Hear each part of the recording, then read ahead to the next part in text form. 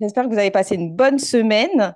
On vous remercie déjà pour les prières, les emails que vous nous envoyez d'encouragement. Merci. Bienvenue à ceux qui nous rejoignent pour la première fois. Alors, qui sommes-nous? Nous sommes un groupe d'étudiants de la Bible et tous les samedis, pratiquement tous les samedis, on fait des échanges sur un partage qui se déroule en deux parties. La première partie, donc une personne va présenter une étude et la deuxième partie, ça sera un temps d'échange de questions-réponses où les personnes pourront poser leurs questions via le chat qui est désactivé pour le moment, mais qui sera réactivé pour la deuxième partie, ou en levant la main en bas dans l'onglet Réagir que vous avez en bas de votre écran, où vous avez la possibilité de lever la main et on vous donnera la parole.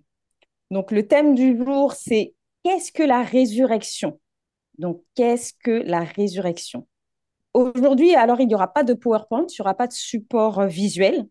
Donc, on vous invite à prendre des notes, préparer vos cahiers, bloc-notes, stylo et Bible, parce qu'il n'y aura pas de support visuel. On va prendre le temps pour que vous ayez le temps de d'écrire les versets, d'écrire les points clés. Et on aura Corinne qui écrira sur le chat les versets, les phrases principales. Donc voilà, prions avant de commencer. Père éternel, je te remercie pour la semaine que tu nous as donnée et pour ce moment où on va échanger sur ta parole. Remplis William qui va faire l'étude de ton Saint-Esprit afin que toi seul parles, Seigneur, que ce soit vraiment ta parole qui soit révélée, Seigneur. Dispose le cœur de chacun. Ce sont ces prières que je t'adresse. Au nom de Jésus, je t'ai prié. Amen. À Amen. toi, William. Merci Géraldine. Je sais qu'on avait promis on avait promis qu'on devait faire le chapitre, le premier livre des Thessaloniciens, mais nous, c'est important que nous puissions faire l'étude de la résurrection aujourd'hui et la prochaine, samedi prochain, si Dieu veut, avant de faire ce livre-là.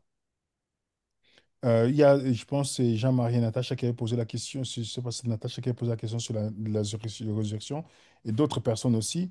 On a voulu aujourd'hui d'abord commencer par la définition biblique de la résurrection, avant d'expliquer les différentes résurrections qu'il y a dans la Bible. OK? Euh, Mylène, tu vas m'aider, s'il te plaît, dans la lecture. Oui, avec Aujourd'hui, plaisir. il n'y aura pas de PowerPoint ni de documents.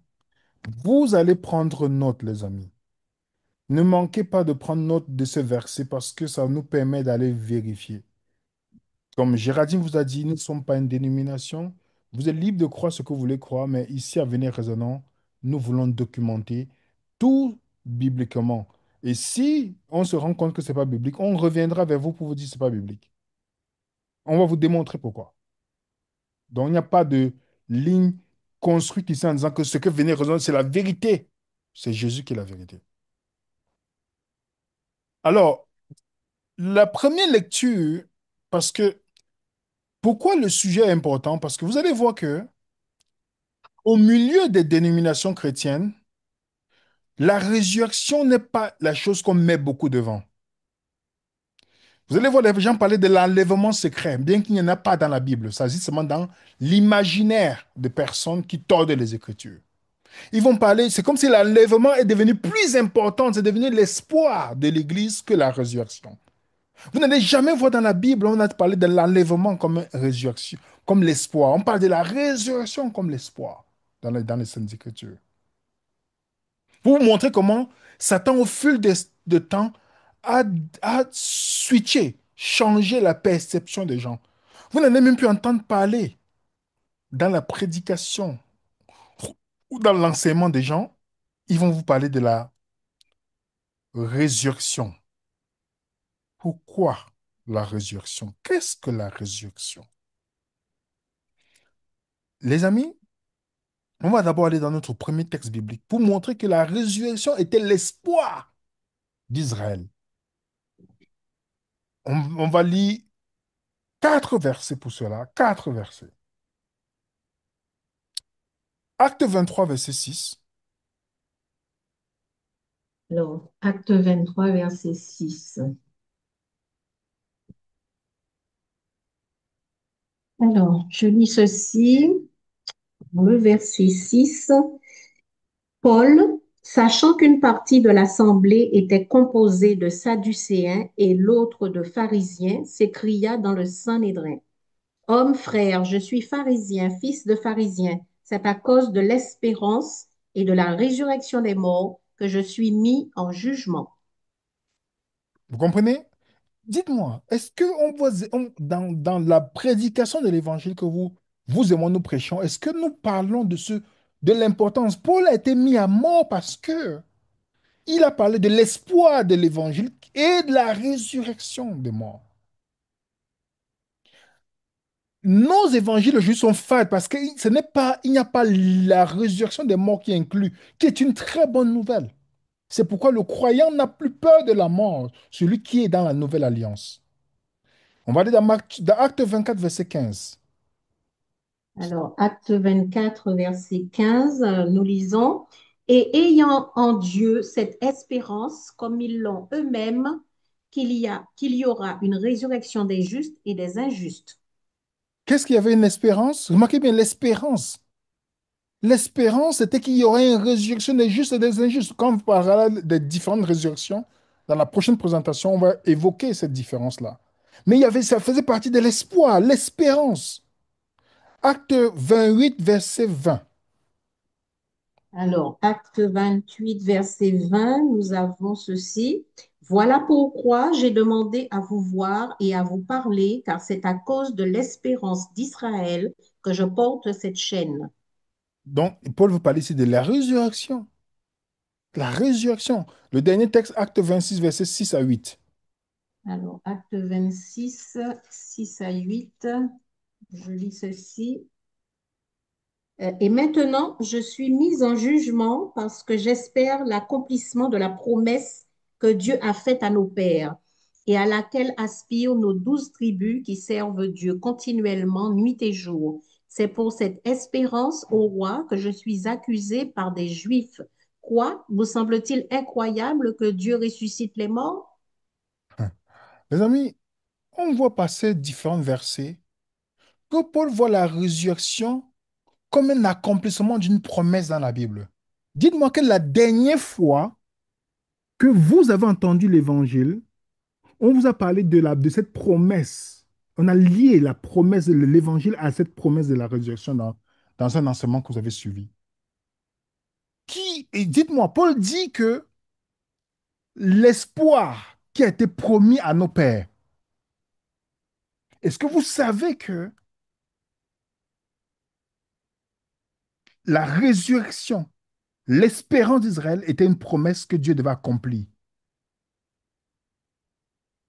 Bien que le mot résurrection n'apparaît pas dans le Tanakh. Quand je dis Tanakh, remarquez bien, c'est toujours l'Ancien Testament. OK? Mais le concept, justement, où Paul parle de cette promesse qui a été promise, excusez-moi la répétition des mots, Daniel chapitre 12, le verset 2. Daniel 12, verset 2. Plusieurs de ceux qui dorment dans la poussière de la terre se réveilleront, les uns pour la vie éternelle et les autres pour l'opprobre, pour la honte éternelle. Voilà ce que Dieu est en train de dire à Daniel. Et les gens qui dorment vont être ressuscités. En d'autres termes, même si le mot résurrection n'apparaît pas, mais le concept. Dans le verset 13, toujours dans le même chapitre 12 de Daniel, s'il te plaît, ma soeur. Alors, le 13 nous dit, et toi, marche vers ta fin, tu te reposeras et tu seras debout pour ton héritage à la fin des jours. Vous comprenez? Voilà, dans d'autres versions, ça dit que la résurrection va prendre place à la fin des temps. Dans ta version, ça dit fin des jours, d'autres, c'est fin des temps. Chaque fois qu'on évoque la fin des temps dans la Bible, vous et moi, nous sommes d'accord que la fin des temps, c'était la fin de l'ère juive. On est d'accord.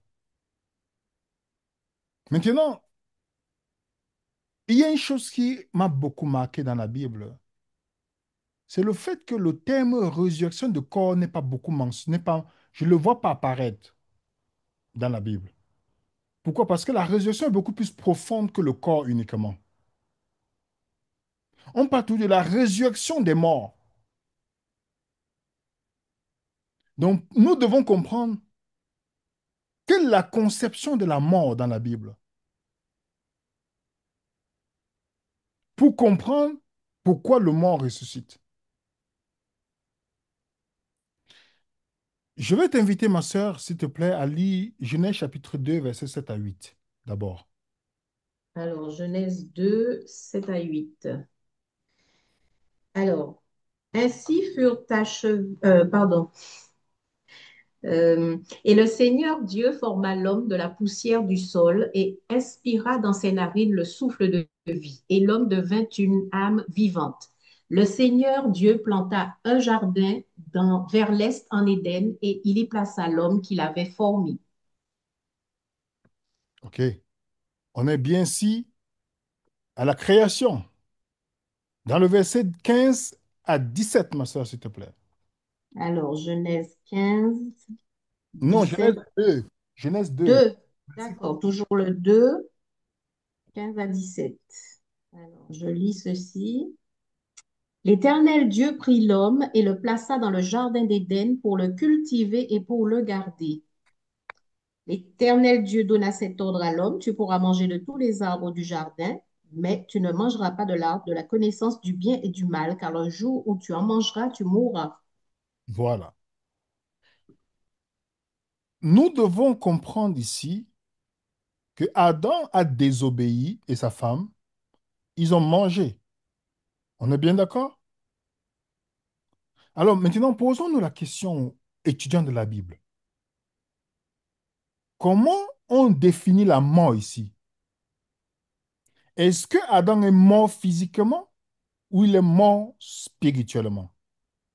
Je vous donne d'abord le temps de réfléchir là-dessus. Parce que pour que vous et moi, nous comprenions d'abord le concept de la résurrection. Parce que les gens parlent, quand les gens parlent de la résurrection, ils s'attachent sur la résurrection de corps. Ils oublient qu'on peut avoir un corps, mais on est mort. Est-ce que Adam est mort physiquement ici? La Bible nous dit qu'Adam a vécu combien d'années? 800 ans après qu'il ait mangé le fruit. Mais Dieu a dit, le jour que tu vas mourir, tu vas mourir. Le jour que tu vas manger, tu vas mourir. Est-ce que Dieu ment? Adam n'est pas mort physiquement ce jour-là, mais il est mort spirituellement. Il est mort spirituellement le moment où il a désobéi. Et la mort spirituelle, c'est la séparation avec Dieu. Je veux que vous reteniez cela avant que je ne continue. Parce que c'est très important de comprendre notre première présentation sur la résurrection. C'est pourquoi je vous prie, les amis, il faut bien noter, même les questions. Parce que moi, j'étudie en me posant des questions. Comme un enfant, quand je lis un texte, je me poser des questions comme si c'était à moi, je m'adressais à moi-même. Mais pourquoi il a mangé le fruit? Mais il a vécu encore 800 ans. Qu'est-ce que moi, je n'ai pas compris sur la mort? Nous, on s'attarde sur la résurrection physique parce qu'on comprend que la mort est physique. Mais ici, dans le cas d'Adam, la mort était physique ou elle était spirituelle? Elle était spirituelle. Si c'est clair, pour ceux qui ont mis la caméra, pour ceux, mettez aussi vos caméras, vous me faites signe, même si dans le chat vous ne pouvez pas voir, vous me faites signe avec un coup de pouce que c'est clair pourquoi j'avance. Parce qu'il faut vraiment qu'on puisse vraiment avancer. Merci les amis. Parce que je veux vraiment qu'on puisse comprendre ça ensemble avant de pouvoir prendre des questions. Merci. Donc, la mort spirituelle, c'est la séparation avec Dieu. On va voir deux textes bibliques. Et Isaïe 59, verset 1 à 2 que Mylène va lire pour nous. S'il te plaît, Mylène. OK. Donc, Ésaïe 59, 59. Alors, j'arrive. 59, 1 et 2. Non, la main de l'Éternel n'est pas trop courte pour sauver, ni son oreille trop dure pour entendre. Mais ce sont vos crimes qui mettent une séparation entre vous et votre Dieu. Ce sont vos péchés qui vous cachent sa face et l'empêchent de vous écouter. Donc le péché nous sépare de Dieu. Quand Adam et Ève ont péché, ils ont été retirés du jardin d'Éden, donc de la présence de Dieu. Donc le péché amène ce qu'on appelle la mort spirituelle, qui est la séparation de Dieu. On a bien noté, les amis. Si je vais vite, vous pouvez me faire signe sur le zoom en disant je vais vite. Si c'est bon, on avance. Je répète encore avant qu'on avance. Adam et Ève ont été, quand ils ont péché, ils ont été retirés du jardin qui était la présence de Dieu. Et le péché a mené la mort spirituelle qui est la séparation avec Dieu. Pourtant, ils ont vécu physiquement. Je préfère préciser ça parce que quand vous et moi on entend résurrection, on parle toujours de la résurrection du corps. Voilà ce qui est resté dans notre esprit. Mais voici, Adam avait le corps, mais il est mort spirituellement. Un autre deuxième texte qui parle de notre état. Éphésiens chapitre 2, s'il te plaît, ma soeur, le verset 1 à 5. Alors, Éphésiens 2, versets 1 à 5. Alors, je lis. Vous étiez morts par vos offenses et par vos péchés, dans lesquels vous marchiez autrefois, selon le train de ce monde, selon le prince de la puissance de l'air, de l'esprit qui agit maintenant dans les fils de la rébellion. Nous tous aussi, nous étions de leur nombre, et nous vivions autrefois selon les convoitises de notre chair, accomplissant les volontés de la chair et de nos pensées et nous étions par nature des enfants de colère comme les autres. Mais Dieu qui est riche en miséricorde, à cause du grand amour dont il nous a aimés, nous qui étions morts par nos offenses, nous a rendus à la vie avec Christ. C'est par grâce que vous êtes sauvés. Nous étions morts. Paul, en écrit la lettre à des personnes qui sont vivantes physiquement. Mais il dit, nous étions morts, mais, il utilise la conjonction de coordination, mais Dieu. Nous étions esclaves du péché, mais Dieu. Nous étions pris au piège, mais Dieu. Nous étions en train de s'auto-détruire, mais Dieu. Nous étions perdus dans le péché, mais Dieu. Il met tout le contraste. Donc, à cause de son péché, l'homme a été séparé de Dieu. Il était mort dans ses offenses, dans ses péchés. Le plan de rédemption de Dieu vise à restaurer par le Christ ce que l'homme avait perdu en Adam. Je répète, à cause de son péché, l'homme a été séparé de Dieu. Il était mort dans ses offenses et ses péchés. Et le plan de rédemption de Dieu vise à restaurer par le Christ ce que l'homme avait perdu en Adam.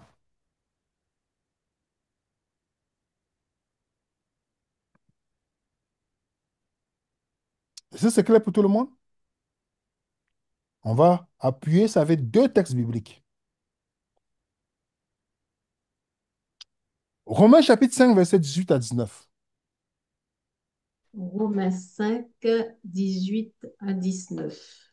Alors, je lis ceci. Euh, Ainsi donc, comme par une seule offense, la condamnation a atteint tous les hommes, de même par un seul acte de justice, la justification qui donne la vie s'étend à tous les hommes. Car, comme par la désobéissance d'un seul homme, beaucoup ont été rendus pécheurs, de même, par l'obéissance d'un seul, beaucoup sont rendus justes. Vous voyez ça, les amis? Par la désobéissance d'un homme, nous tous, on était quoi? Perdus. Perdus. Mais par la justice d'un, nous sommes tous faits justes. On va aller dans 1 Corinthiens 15, verset 21, s'il te plaît. Alors, 1 Corinthiens 15, verset 21. Alors, je lis 15, 21. Alors, je lis ceci. Car, puisque la mort est venue par un homme, c'est aussi par un homme qu'est venue la résurrection des morts. Ok. Attends. La mort, quelle est la mort que Adam a subie? C'est d'abord la mort physique ou la mort spirituelle? Spirituelle. Et on nous dit que Jésus apporte la résurrection. Donc, si on doit d'abord parler de résurrection, on doit parler de la résurrection physique ou la résurrection spirituelle de l'homme. Hmm. Spirituelle. Oui, parce qu'à cause du péché d'Adam, nous sommes tous nés morts, bien qu'on on soit vivant physiquement. On est séparés de Dieu. Mais par le Christ, la résurrection d'entre les morts est venue pour tous ceux qui croient en lui. Jésus est venu détruire les œuvres du diable. Dans le texte de 1 Jean 3 verset 8, tu vas lire pour nous, ma soeur, s'il te plaît. Ok, alors 1 Jean 3, 8. Alors, je lis ceci. Alors, ça dit 1 Jean 3, 8. Celui qui pêche est du diable, car le diable pêche dès le commencement. Le Fils de Dieu apparut afin de détruire les œuvres du diable. Voilà. Et quelle était l'œuvre du diable? C'était de nous séparer de qui?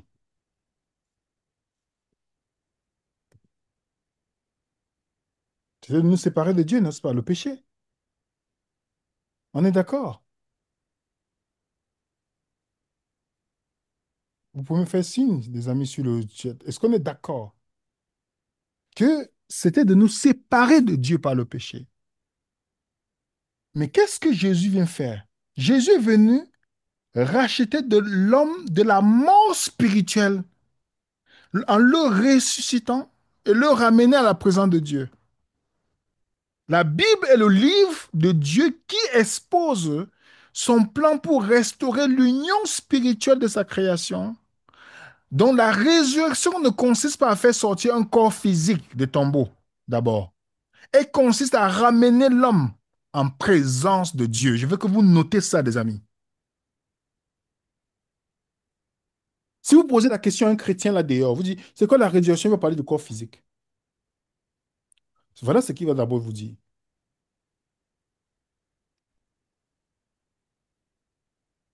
C'est d'abord ce qui sort dans l'esprit de beaucoup de personnes. Mais lorsqu'on respecte, on ne peut pas parler de résurrection sans d'abord évoquer cette résurrection spirituelle. On peut être vivant, mais on n'a pas la vie.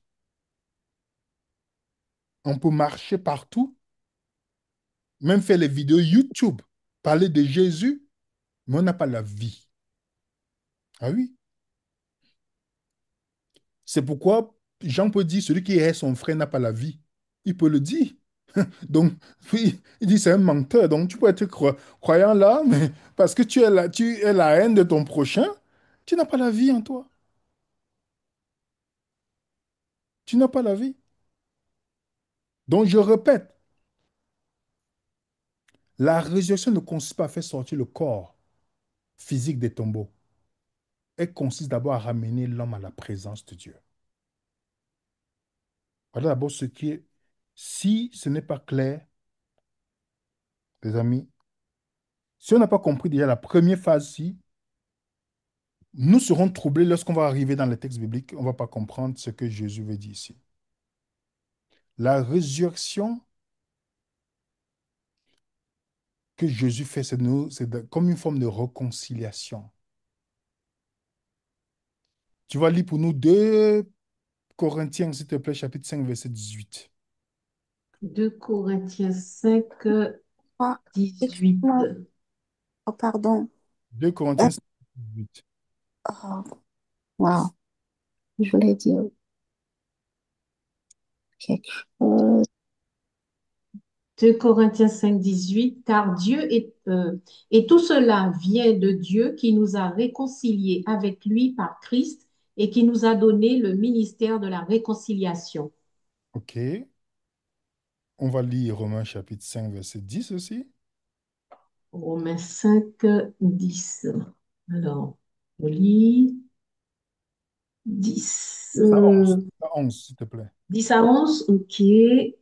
Car si, lorsque nous étions ennemis, nous avons été réconciliés avec Dieu par la mort de son Fils, à plus forte raison, étant réconciliés, serons-nous sauvés par sa vie. Et non seulement cela, mais encore nous nous glorifions en Dieu parce que notre Seigneur Jésus-Christ, par Dieu, notre Seigneur Jésus-Christ, alors par notre Seigneur Jésus-Christ, par qui maintenant nous avons obtenu la réconciliation. Vous avez vu ça, les amis? Aujourd'hui, par Jésus, la réconciliation n'est pas future. Vous et moi, nous sommes réconciliés avec le Christ. Vous et moi, par Jésus, on peut être à la présence de Dieu. Est-ce que c'est clair pour tout le monde?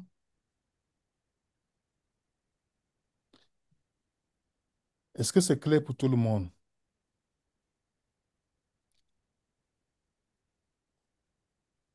Parce que, J'espère que oui. Ah ben ça y est, là, il pousse. parce que avant que Jésus ne vienne, personne ne pouvait aller à la présence de Dieu. Personne. Personne ne pouvait être à la présence de Dieu. Personne n'était ressuscité dans le sens d'aller à la présence de Dieu. C'est Jésus qui ouvre cette possibilité à l'humanité. C'est une promesse. La vie éternelle qu'il offre, il fallait que le Messie achève son œuvre. Personne n'allait au ciel où les gens, après leur mort, il n'y a aucun endroit, les gens partaient dans le Sheol. On a déjà fait cette étude-là. Le Sheol, qui est un lieu pour les Juifs. C'est là où les gens, quand tu meurs, il n'y a pas de souvenir aussi du Sheol, tu es dans le Sheol. Et le Sheol, c'est comme un synonyme de la mort. OK?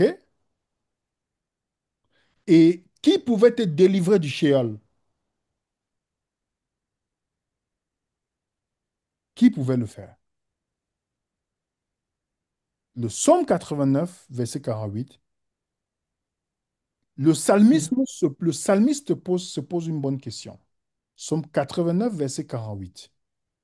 Ok, 89, 48. Alors, je lis ceci. Rappelle-toi ce qu'est la durée de ma vie et pour quel néant tu as créé tous les fils de l'homme. C'est le psaume 89, verset 48. Oui. Alors, je Ou le verset vérifie que j'étais lis bien peut-être en le verset 40. 47 chez toi. Attends, 49 ou 89? Le psaume 89, C'est ça, 89, oui, verset 48. 48. Dans la 8 Ça secondes, nous dit- bon, le verset Oui, 47, oui. c'est quoi?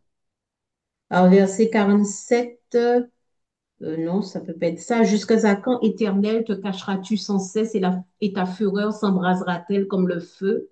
Ensuite, 49, y a-t-il un homme qui puisse vivre et ne pas voir la mort, qui puisse Exactement. sauver son âme du séjour des morts? Ouais, Exactement. 49. C'est ça. Personne ne pouvait se sauver du séjour des morts. C'est ce que le psalmiste se pose. Quel est cet homme qui pouvait faire ça? Donc c'est pourquoi vous voyez que dans Acte 2, verset 29 et le Alors, verset 34, acte 2, 29. Et le 34 aussi, t'as dit, hein? Alors, hommes frères, qu'il me soit permis de vous dire librement au sujet du patriarche David qu'il est mort, qu'il a été enseveli et que son sépulcre existe encore aujourd'hui parmi nous. le verset 34. Comme 34, car David n'est point monté au ciel, mais il dit lui-même, le Seigneur a dit à mon Seigneur, et assieds-toi à ma droite. Donc David était mort, mais il n'est pas allé au ciel. Il avait cependant la promesse qu'il ira un jour. Dieu avait promis de racheter son peuple de séjour des morts. C'est pourquoi vous voyez que la résurrection était importante, c'est-à-dire retourner à la présence de Dieu. Osée 13, verset 14. Alors, Osée 13, 14, je lis ceci. Alors, 13.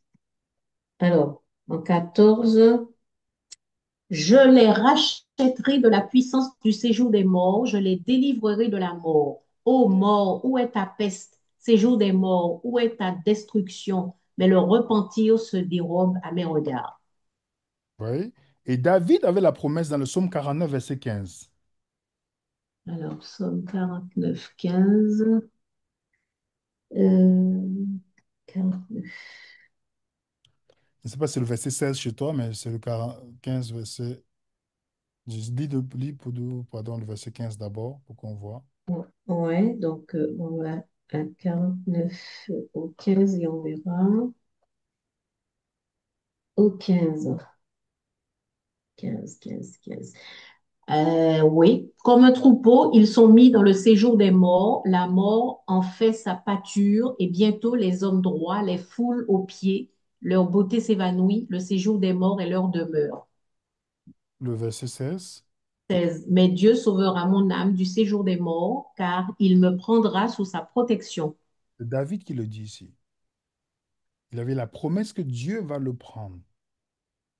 Ça faisait partie, être sorti du shéol, OK, était de te ramener à la présence de Dieu. C'est ce que la Bible appelle la résurrection.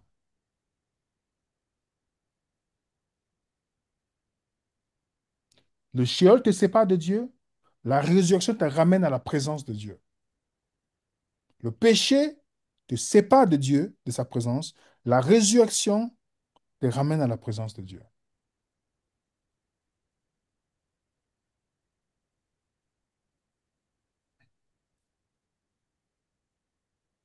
Tu peux être ressuscité physiquement, ça ne veut pas dire que tu as la présence de Dieu. Rappelez-vous de Lazare qui était ressuscité. Il est encore mort. Au temps de Jésus, vous vous rappelez? Jean chapitre 11.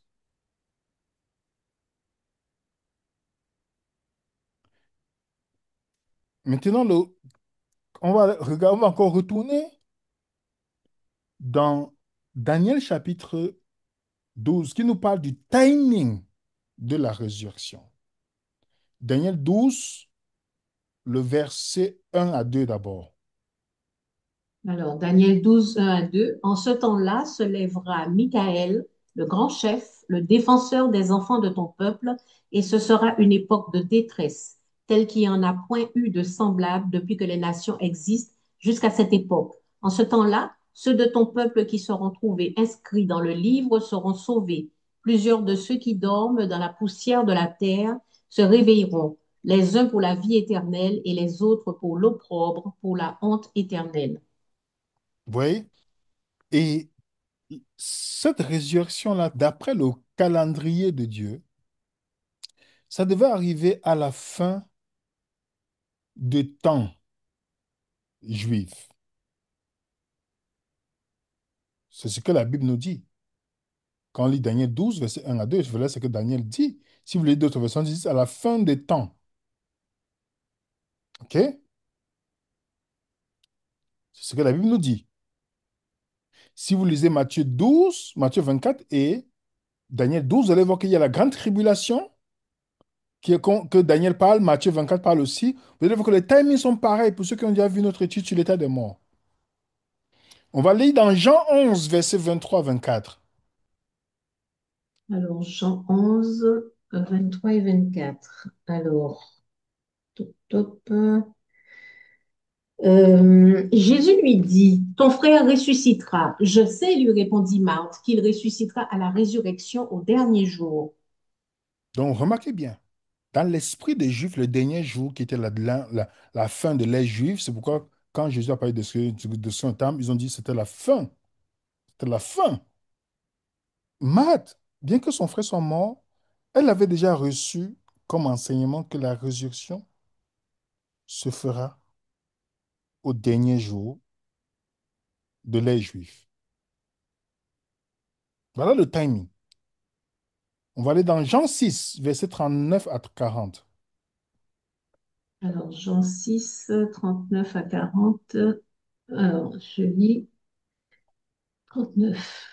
Or, la volonté de celui qui m'a envoyé, c'est que je ne perde rien de tout ce qu'il m'a donné, mais que je le ressuscite au dernier jour. La volonté de mon Père, c'est que quiconque voit le Fils et croit en lui ait la vie éternelle, et je le ressusciterai au dernier jour. Vous avez vu ça? Le verset 44, toujours le même chapitre, ma sœur. Nul ne peut venir à moi si le Père qui m'a envoyé ne l'attire, et je le ressusciterai au dernier jour. Le verset 54, s'il te plaît. Alors, 54 me dit, celui qui mange ma chair et qui boit mon sang a la vie éternelle, et je le ressusciterai au dernier jour. Vous comprenez? C'est une promesse que Jésus donne. Il n'était pas encore crucifié ici. Mais que tous ceux qui croient en lui vont être ressuscités au dernier jour. Quel est le dernier jour? Pour les Juifs, le temps est divisé en deux grandes périodes. L'ère mosaïque et l'ère messianique. Le Messie était considéré comme celui qui va inaugurer le nouveau monde et la disparition de l'ère mosaïque. Donc la période du Messie était donc, à juste titre, qualifiée par le monde, dans la conception juive, le monde à venir. C'est pourquoi vous voyez l'expression dans la Bible de ce siècle, le siècle à venir. Jésus dit, votre péché ne sera pardonné ni dans ce siècle, ni dans le siècle à venir. Vous comprenez? Jésus est venu dans les derniers jours de l'ère juive, de l'ancienne alliance. Et cette époque a pris fin avec la destruction du temple en 70 après Jésus-Christ. On va lire Hébreux 1, verset 1 à 2. Alors, Hébreux 1, 1 à 2. Alors, je lis. Alors, après avoir autrefois, à plusieurs reprises et de plusieurs manières, parlé à nos pères par les prophètes, Dieu, dans ces derniers temps, nous a parlé par le Fils qu'il a établi héritier de toutes choses, par lequel il a aussi créé le monde. Donc, Jésus a parlé dans les derniers jours, dans les derniers siècles de l'ère juive, de l'ancienne alliance. Jésus apparaît dans la transition entre de l'ère mosaïque à de l'ère messianique. On va voir attentivement Hébreux 9, verset 26. Alors, Hébreux 9, 26. Alors, je lis. Autrefois, il aurait fallu, oh, pardon, autrement, il aurait fallu qu'il eût souffert plusieurs fois depuis la création du monde, tandis que maintenant, à la fin des siècles, il a paru une seule fois pour abolir le péché par son sacrifice. Attends, il a apparu une fois, tu peux encore relire? Est-ce que tu as la Louis seconde? Parce que la Louis seconde, comment je lis souvent selon les versions qui sont proches du texte. Mhm. Ah. Je suis dans Louis II. Relis encore pour nous, s'il te plaît, ma sœur. Ouais. Autrement, il aurait fallu qu'il eût souffert plusieurs fois depuis la création du monde, tandis que maintenant, à la fin des siècles, il a paru une seule fois pour abolir le péché par son sacrifice. Vous avez vu comment on appelle ça? La fin des siècles. Hmm. Jésus est apparu à la fin des siècles, dans la fin du siècle quoi? Le siècle juif, pour abolir le Hmm. péché. Est-ce que vous remarquez ça, les amis? Quand Jésus apparaît, il est né, non pas au commencement, mais à la fin des temps. Voilà ce qu'on doit comprendre.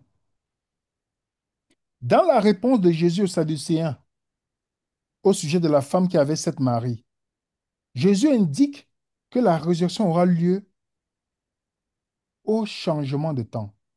Je veux que tu puisses lire pour nous dans Luc 20, versets 34 à 35. Alors, Luc 20, 34 à 35. Alors, je lis ceci. Euh, Jésus leur répondit, les enfants de ce siècle prennent des femmes et des maris mais ceux qui seront trouvés dignes d'avoir part au siècle à venir et à la résurrection des morts ne prendront ni femme ni mari. Tu vois ça? La résurrection n'était pas accessible à eux dans ce siècle, dans l'ancienne alliance, mais le serait dans le siècle à venir. OK? Vous comprenez vous voyez ça? Donc, il est clair que la résurrection avoir lieu où? Devait avoir lieu à la fin de l'ère juive de l'ancienne alliance, et nous savons que ça s'est produit en l'an 70. Donc, quand on voit les apôtres ou Paul parler de résurrection dans la Bible, l'implication ici, c'est que la résurrection n'est pas seulement physique d'abord, c'est d'abord spirituel. On va voir encore un autre exemple dans 2 Timothée 2, versets 17 à 18.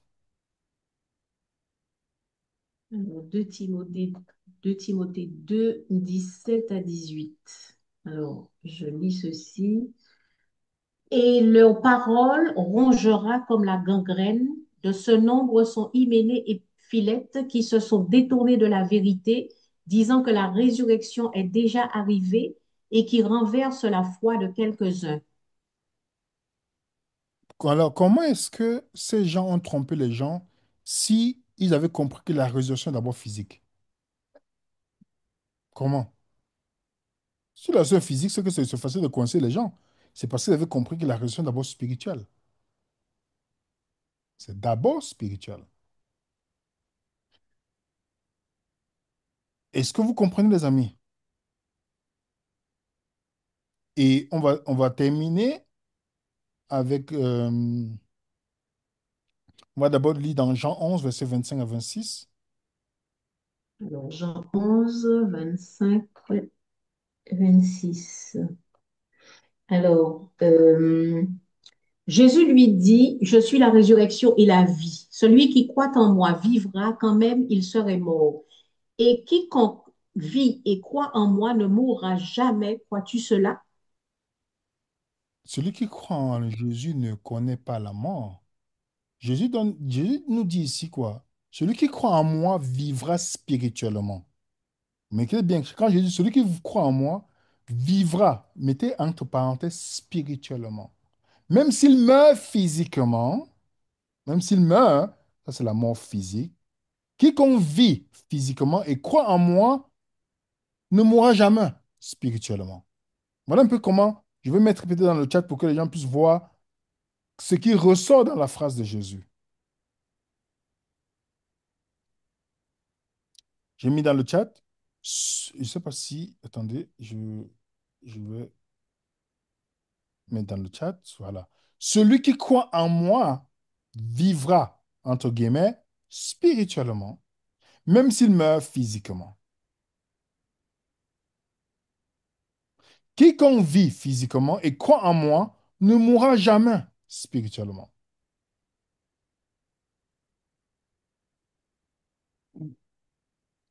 Deux catégories de croyants sont évoquées ici. Ceux qui mouraient avant la résurrection et ceux qui ne mourraient pas.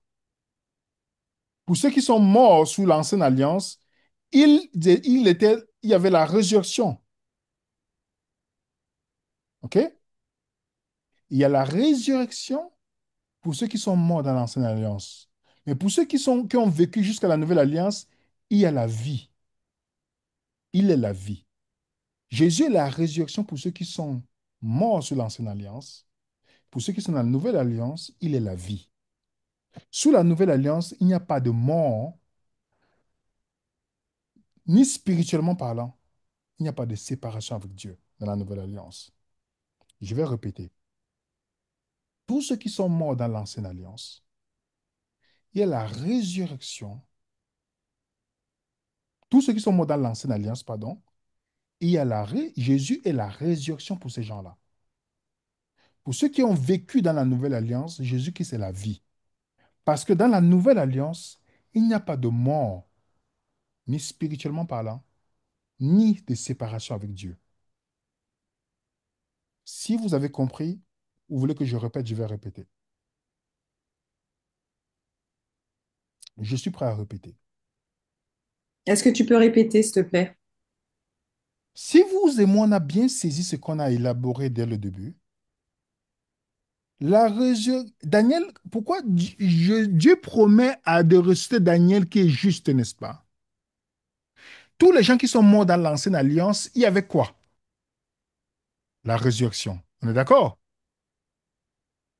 C'était une promesse de Dieu. C'est ce que Paul est en train de leur dire, qui devait arriver à la fin des temps. On est d'accord? Mais ceux qui vivent dans la nouvelle alliance, Jésus est déjà leur vie. Ils sont dans la vie éternelle. Dis-moi, tu as la vie éternelle, tu as besoin de ressusciter encore?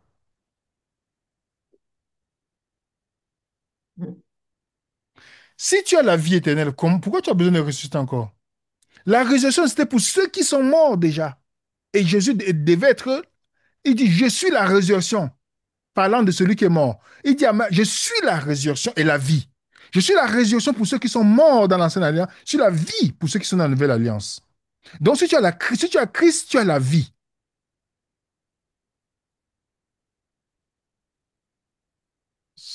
Ça, c'est difficile à prendre. Si ce que je dis, peut-être, ce n'est pas compris, je vais répéter. Est-ce que tu es convaincu que si tu as le Christ, tu as la vie? Va Oui. dans 1 Jean 5, verset 12. Tu peux lire pour que mes frères et sœurs puissent bien saisir ce que je veux dire avant qu'on ne termine. Parce que c'est primordial. Alors, ouais. Agent 5, verset 12. Alors, ce qui est écrit, c'est celui qui a le Fils a la vie. Celui qui n'a pas le Fils de Dieu n'a pas la vie. OK. Dites-moi, on reçut celui qui a la vie, on reçut Non, celui qui est mort. celui qui est mort. On va lire un deuxième texte.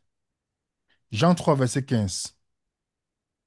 Alors, Jean 3, 15. Alors, je lis. Euh, 15. Afin que quiconque croit en lui ait la vie éternelle. Tous ceux qui sont dans la nouvelle alliance, qui croient en Jésus, ils ont la vie éternelle. Ils ont la vie éternelle. Dans l'ancienne alliance, la résurrection était promise pour tous ceux qui étaient morts là. C'est pourquoi c'était une chose que Paul espérait, les autres espéraient parce que la destruction du temple n'était pas encore arrivée. Donc ça faisait partie de ce que Dieu avait promis qu'il devait accomplir, qu'il devait avoir la résurrection pour les morts. Et Paul et les autres espéraient. C'était l'espérance. Paul a prêché cela.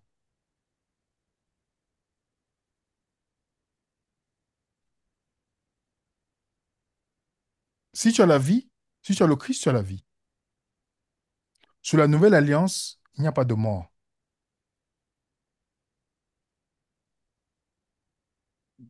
Parce que la mort a été engloutie. Si tu lis 1 Corinthiens 15, versets 54 à 57. Alors, 1 Corinthiens 15, 54 à 57. Alors, je lis 54 à 57. Alors, lorsque ce corps corruptible aura revêtu l'incorruptibilité et que ce corps mortel aura revêtu l'immortalité, alors s'accomplira la parole qui est écrite. La mort a été engloutie dans la victoire. Ô mort, où est ta victoire? Ô mort, où est ton aiguillon? L'aiguillon de la mort, c'est le péché. Et la puissance du péché, c'est la loi. Mais grâce soit rendue à Dieu qui nous donne la victoire par notre Seigneur Jésus-Christ. Lorsqu'on a fait dans Apocalypse chapitre 21, on a parlé, lorsqu'il a dit, il essuiera toute l'âme, la mort ne sera plus, il n'y aura ni deuil, ni cri, ni douleur, car les premières choses ont disparu. Nous avons expliqué clairement ici que là où il n'y a plus de mort, il n'y a pas besoin de résurrection. Je répète, là où il n'y a plus de mort, il n'y a pas besoin de résurrection.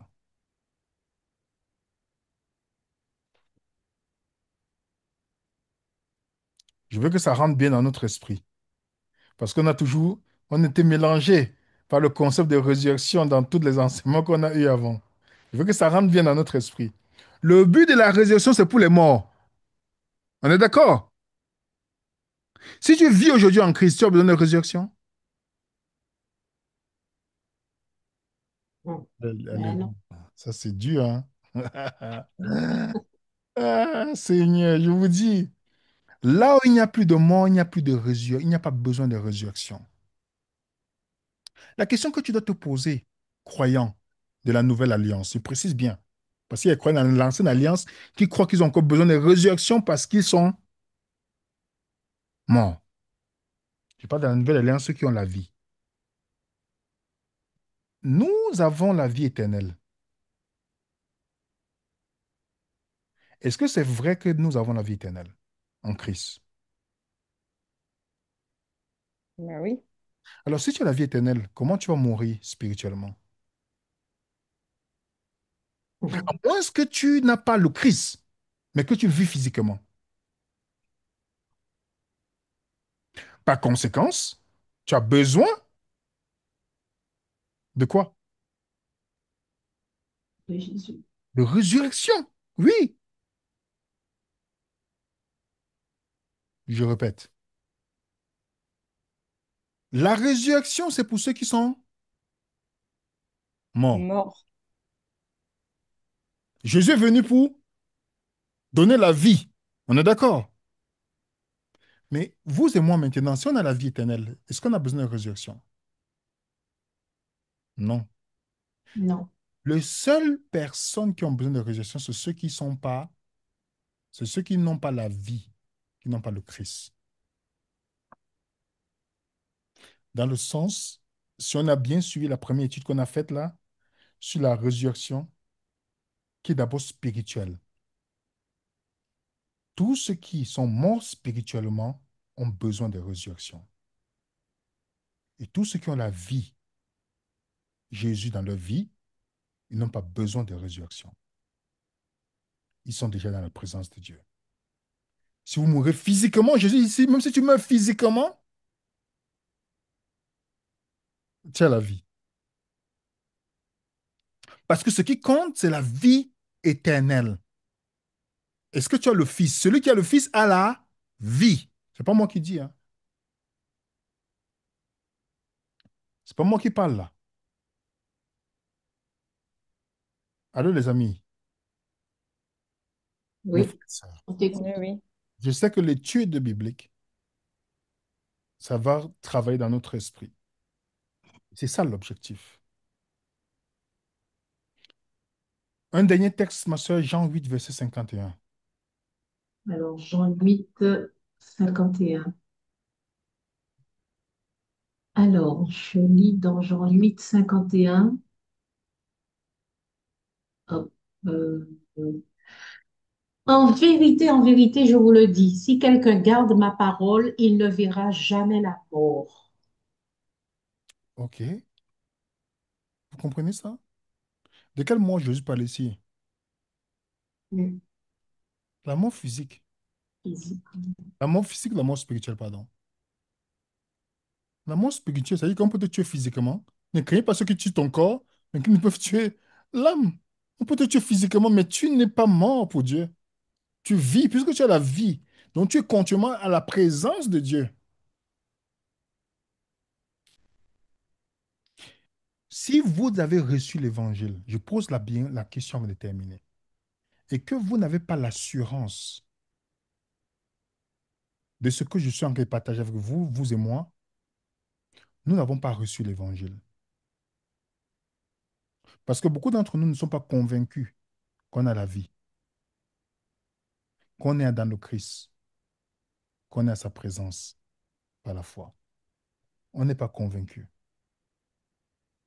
Et Satan va utiliser justement ce doute-là pour nous voler notre assurance tous les jours.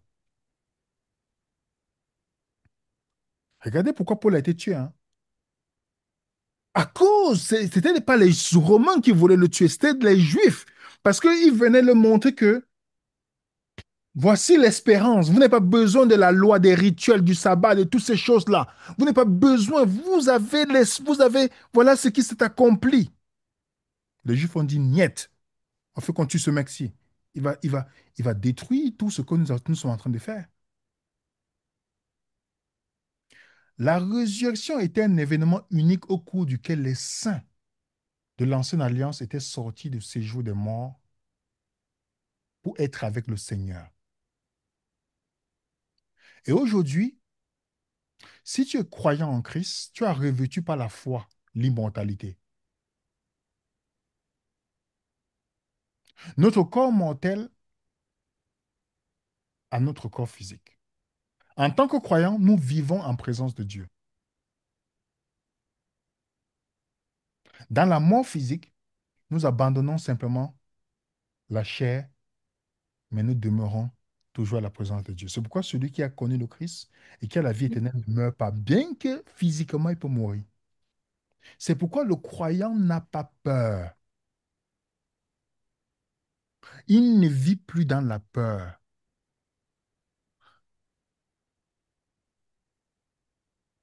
Il ne vit plus dans la peur. Je vois, les gens me regardent comme si je sens qu'ils disent des choses étranges là.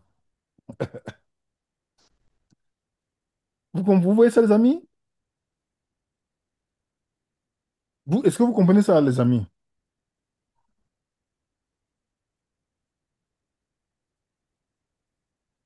Nous ne vivons pas avec la peur en tant que croyants. Je répète, nous ne vivons plus dans la peur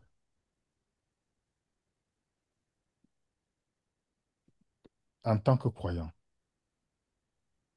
puisque nous sommes avec le Seigneur.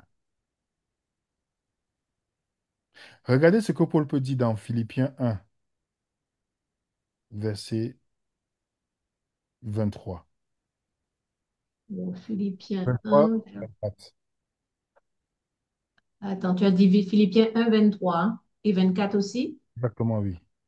Ok, alors, je suis pressée des deux côtés. J'ai le désir de m'en aller et d'être avec Christ, ce qui de beaucoup est le meilleur, mais à cause de vous, il est plus nécessaire que je demeure dans la chair.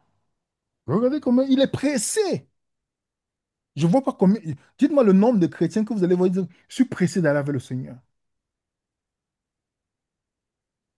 Pourquoi? Parce que il a l'assurance que même s'il meurt physiquement, il est avec Dieu directement. Dites-moi combien de chrétiens vous avez entendu dans une conversation, ils vous ont dit ça.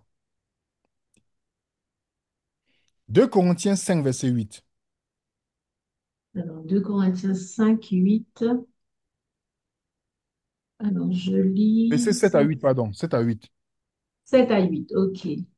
Alors, car nous marchons par la foi et non par la vue. Nous sommes pleins de confiance et nous aimons mieux quitter ce corps et demeurer auprès du Seigneur. Vous avez compris, mes frères et sœurs? Voilà ce que le croyant qui a l'assurance du salut. Voilà comment il s'exprime. Il a hâte d'être avec le Seigneur. As-tu l'assurance de la résurrection? Est-ce que tu es ressuscité? Est-ce que tu vis maintenant dans le Christ? Alors si tu vis, même si physiquement tu n'existes plus, si on te tue maintenant, tu es dans la présence du Seigneur. Le croyant dans la nouvelle alliance vit dans la présence de Dieu. Il n'attend pas un jugement investigatif ou un truc futur pour vivre dans la présence de Dieu. Le croyant maintenant vit dans la présence de Dieu. Il a l'assurance qu'il est avec Dieu. Et que si on le tue, c'est comme s'il continue seulement avec Dieu. Vous n'avez pas vu l'étude qu'on a fait sur l'état de mort? On vous a montré les justes qui étaient avec le Seigneur dans Hébreux chapitre 12. Je vais m'arrêter pour cette première partie. Donc, je vous passe le micro. Merci. Amen. Gloire à Dieu pour cette étude. Gloire à Dieu. Et j'aimerais juste rajouter, tu vois, quand on lit Jean 3, verset 36, qui dit, où Jésus dit, celui qui croit au Fils a la vie éternelle, ce qui doit nous frapper, c'est aussi le temps de conjugaison. Cette phrase, elle est conjuguée au présent, Mhm. présent l'indicatif. Donc, c'est maintenant. Donc, c'est juste magnifique. Exactement. Le chat est ouvert. Donc, vous pouvez poser vos questions sur le chat ou vous pouvez lever la main en cliquant en bas de votre écran sur l'onglet Réagir et vous avez la possibilité de cliquer sur ensuite Lever la main et on vous donnera la parole pour poser votre question à l'oral.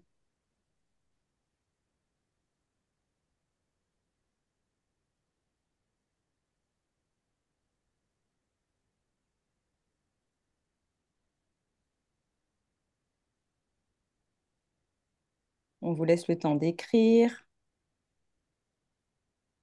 Pour le moment, il n'y a pas de main levée. Le temps de revoir les notes pour voir où on a Exact. mis une encoche pour avoir des éclaircissements. Mm. Voilà. Privilégier l'oral, c'est beaucoup plus simple d'échanger, de comprendre votre point de vue et c'est plus fluide. Corinne, Corinne, je vais te laisser la parole. Vas-y, tu peux activer le son. Oui, c'était juste pour dire merci à William pour cette étude.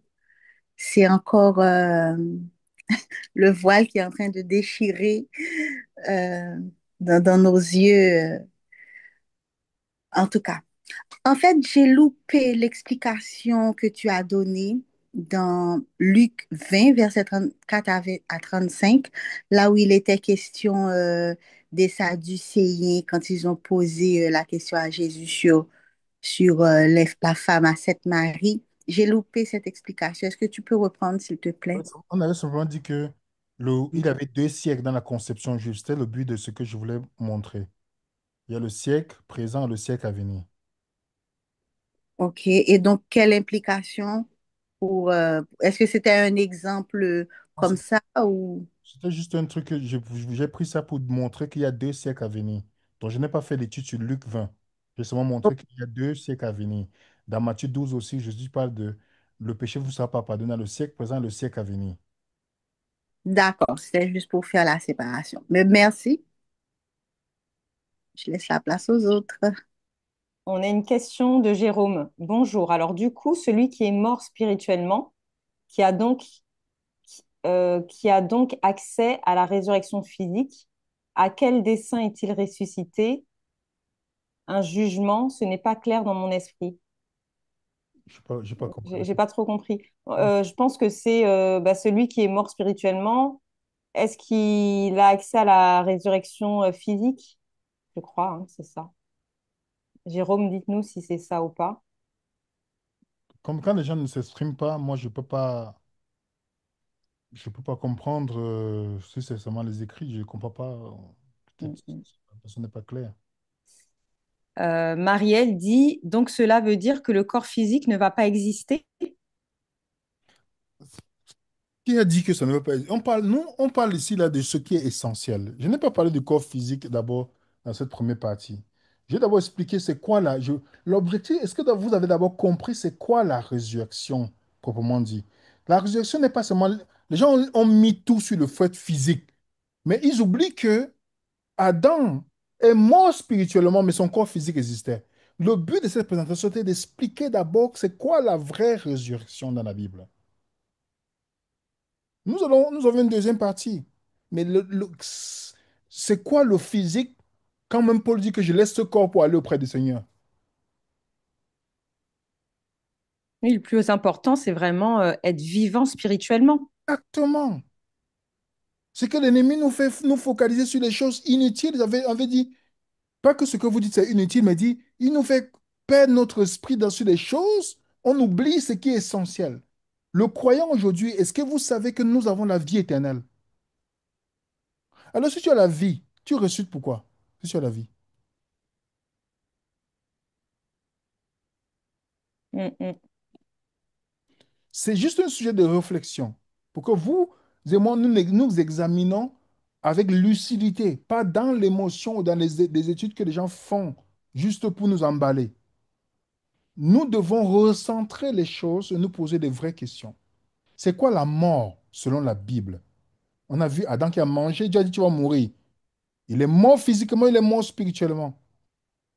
C'est quoi la résurrection? 1 Corinthiens 15 nous dit que nous sommes morts par le premier Adam et nous sommes ressuscités par le dernier Adam. Jésus amène la résurrection. La première, la mort, c'est la séparation de Dieu. La résurrection, c'est la réconciliation avec Dieu. Est-ce que toi, qui étais mort dans tes péchés, tu vis que tu es ressuscité par le Christ? Est-ce que tu vis avec lui maintenant? Voilà le point, en fait. Et Béraz a rajouté, c'est pour cela que certains pionniers et même les disciples étaient en joie pendant leur mort atroce. Exactement. Il ne se souciait pas Le que corps n'était rien. Mhm. exactement, je ne sais pas que, s'il te plaît, ne frappe pas mon œil, ne frappe pas mon œil, parce que je vais rester avec. Non, ce n'est pas ça l'inquiétude du croyant de la nouvelle alliance. En tout cas, je ne sais pas, c'est pourquoi si vous pouvez poser vos questions de vive voix, ça va vraiment nous arranger. À moins que vous n'avez pas, voilà, si vous ne pouvez pas, nous, on peut aussi le comprendre, hein. Il n'y a pas de problème. On va laisser la parole à Alain. Coucou Alain, tu peux réactiver le son?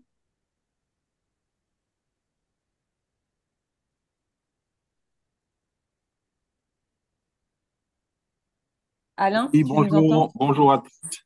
Salut. Merci pour l'opportunité de. Alors, je voulais apporter un éclaircissement, enfin, ouais, apporter une modeste contribution. C'est vrai que nous n'avons pas été éduqués à entretenir et comprendre que notre relation avec Dieu s'entretient avant tout. Premièrement, c'est une relation qui se fait par l'esprit, Mhm. en esprit, parce que la parole de Dieu nous dit que Dieu est esprit.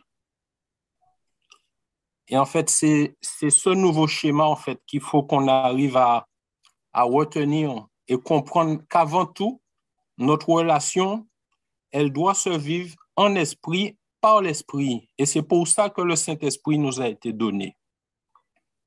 Et quand nous avons compris qu'aujourd'hui, le chrétien sous la nouvelle alliance vit par l'esprit, en esprit, je le répète volontairement, eh bien, on change de paradigme et on comprend toute l'importance du consolateur qui nous a été donné. Voilà, donc c'est ce que je voulais ajouter. Donc, on n'est pas simplement dans une relation spirituelle, on est dans une relation en esprit, par l'esprit. Et c'est cette relation que nous avons en esprit, par l'esprit, avec le Saint-Esprit, qui nous permet de croître et de comprendre chaque jour davantage quelle est cette relation que nous vivons avec Dieu par le Saint-Esprit. Mhm. Voilà. Alors, c'est juste ce que je voulais ajouter. Je voudrais, euh, dans un échange, je voudrais savoir si vous aviez traité un Thessaloniciens 4 dans une vidéo, auquel sens je retournerai là-dessus. Ou sinon, William, je souhaiterais que tu puisses euh, m'apporter un éclaircissement sur le timing, où il est dit que les, les vivants ne devanceront pas ceux qui sont morts. Quel aurait été ce timing pour ceux qui vivaient sous l'ancienne alliance, en fait, les vivants ressuscités? Est-ce que tu pourrais peut-être m'éclairer un peu sur ça? Et peut-être que ça apportera aussi une lumière aux autres. Merci. Oui, Thessaloniciens, ça fait partie de notre menu, justement, pour la prochaine étude. Et justement, pour ceux qui ont compris, Paul, c'est un juif, il parle juif ici à Thessalonique. Pour ceux qui savent très bien que il était persuadé par les juifs et il parlait aux juifs de Thessalonique. Il parle de ne pas te décourager, il parle de l'espérance de la résurrection. On sait très bien ici là de quoi il parle dans 1 Thessaloniciens chapitre 4, que les morts ne vont pas dévancer les vivants. On est d'accord? De cette résurrection dont il parle ici, qui devait arriver à l'an 70. Donc, avec un peu de patience, puisque cette question est déjà revenue, je voulais qu'on fasse d'abord c'est quoi la résurrection pour qu'on puisse d'abord être au clair là-dedans, avant de passer dans 1 Thessaloniciens chapitre 4, afin que ce soit, on entre vraiment dans le cœur. Donc, bon rappel pour la question, Alain. Et dans la prochaine étude, justement, où nous allons parler de la deuxième partie, nous allons évoquer 1 Thessaloniciens chapitre 4 où Paul parle justement que les morts ne vont pas dévancer les vivants pour l'avènement du Seigneur. Merci Alain. Merci William. On n'a pas de questions sur le chat, pas de main levée. N'hésitez pas avant qu'on clôture bientôt. Sophie 972 dit, que dire aux suicidaires qui ont du mal à entrer en contact avec le Christ pour se sentir sauvés? Que dit aux suicidaires? Déjà, comme je dis souvent, des gens qui veulent se suicider, parfois, ce n'est pas, c'est pas parce que ces gens veulent mourir, mais c'est parce qu'il y a une douleur profonde dont ces personnes veulent se séparer. Ce n'est pas vraiment la mort qui cherchent, c'est vraiment se séparer de cette douleur atroce qui les anime. Alors, comment justement les consoler? Il faut prier pour que Dieu mette les paroles dans la bouche, selon les circonstances qui nous permettent de parler à ces personnes. Vous comprenez? C'est un peu ça. Hmm. Mylène, on va te... Vas-y. Oui, oui, en fait, c'est une précision sur Jean 8, 51. En vérité, je vous le dis, si quelqu'un garde ma parole, il ne verra jamais la mort. Donc, on comprend bien qu'il s'agit de la seconde mort, la mort définitive. Oui, il n'y a pas de mort. Même maintenant, il n'y a plus de mort pour celui qui croit en Jésus. Il n'y a plus de D'accord. mort. Jésus parle ici en termes spirituels. Il y a ces apôtres qui sont morts, mais si tu crois en lui, tu ne meurs pas physiquement, en fait. Même si OK. tu meurs physiquement, tu es toujours, tu as la vie, en fait. Mhm, Il mhm, n'y a pas d'interruption du chrétien qui est dans la nouvelle alliance, qui est la relation avec Dieu. Il n'y a pas d'interruption comme dans l'ancienne alliance où il y avait le péché, où il fallait partir dans le shéol et toutes ces choses. Il n'y a pas d'interruption. mhm. OK. D'accord. Merci. Va-t-on parler de restauration? Restauration de quoi? Il faut que vous soyez précis. Restauration de quoi? Ouais, peut-être du corps, je ne sais pas. Est-ce que vous pouvez être plus précis, Nad JL, s'il vous plaît? Alors, Joël, Enoch, Moïse et Élie sont-ils allés à la présence de Dieu alors que Jésus n'était pas encore venu? Je n'ai pas bien entendu. Enoch, Moïse et Élie sont-ils allés à la présence de Dieu alors que Jésus n'était pas encore venu? La Bible te donne la réponse. Personne n'a jamais, la personne n'a pas, personne n'a jamais fait quoi? C'est la Bible qui le dit, non? Jean 3 verset 13. Tu vas lire pour nous. Ok. Alors, Jean 3, verset 13. Personne n'est monté au ciel, sinon celui qui est descendu du ciel, le Fils de l'homme, qui est dans le ciel. Ok, c'est que de quel ciel ici parle de la présence, hein? Hmm. Vous comprenez? C'est Jésus qui donne maintenant cet accès-là. Cet accès. Le ciel, dans la conception juive, c'est pas comme vous et moi, on regarde, on dit que le ciel, là, non. Même quand vous montez à 10 000 pieds avec l'avion, vous ne voyez pas Dieu là-bas. Est-ce que vous avez vu le siège de Dieu là, quand vous êtes à 10 000 pieds sur l'avion? Non. Il y a plusieurs stages. Quand Paul parle du septième ciel, remarquez bien, dans la conception de Juif, il y a différents stades de ciel ou étages, je ne sais pas comment on peut dire ça. La personne a donné une précision. Va-t-on parler de la restauration du corps et de la terre? Est-ce que c'est prévu de parler de ça? Je sais pas de quelle restauration de la terre dont on parle, mais remarquez bien, ça veut dire que la personne peut-être n'a pas suivi ce que j'ai dit ici. Est-ce que tu as la vie? Oui. alors par la foi, tu vis dans l'immortalité. La vie éternelle, c'est quoi? Quand on dit la vie éternelle, c'est quoi, ma sœur? Peut-être moi, je comprends mal alors l'expression la vie éternelle. La vie éternelle, c'est quoi? C'est connaître Dieu, être dans sa présence. Oui, mais tu vis, quand on dit éternel, ça veut dire que c'est la vie éternelle. Mhm. Il n'y a pas d'interruption. Est-ce que tu as la vie éternelle maintenant? Oui. Voilà. Donc, il n'y a pas d'interruption. Même si tu vis dans ce corps qui est là maintenant, mais tu vis, il n'y a pas d'interruption pour le croyant. C'est ça que c'est qui compte. Maintenant, c'est que la personne veut parler de restauration du corps physique. C'est ça que la personne veut me dire. À quel moment on va te restaurer tout le corps qu'il faut, c'est ça? Je pense. Oui, oui, oui. Être vivant physiquement, éternellement. Ça a toujours été une conquête des gens.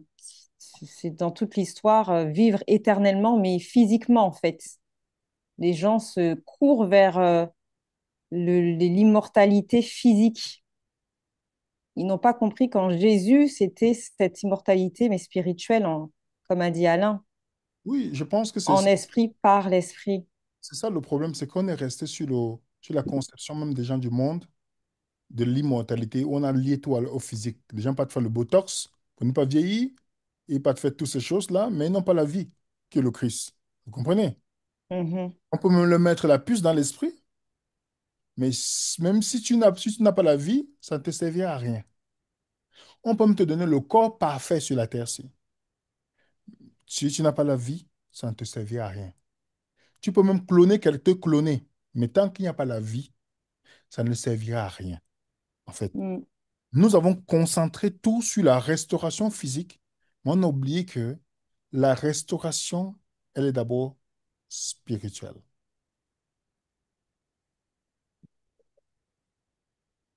On va laisser la parole à Hamid. Hamid, tu peux. Coucou, ça va? Oui, ça va. Bon, bonsoir William. J'ai juste une question. En t'écoutant, je me suis dit, est-ce que c'est pas une mauvaise connaissance sur le baptême qui fait que nous aujourd'hui on a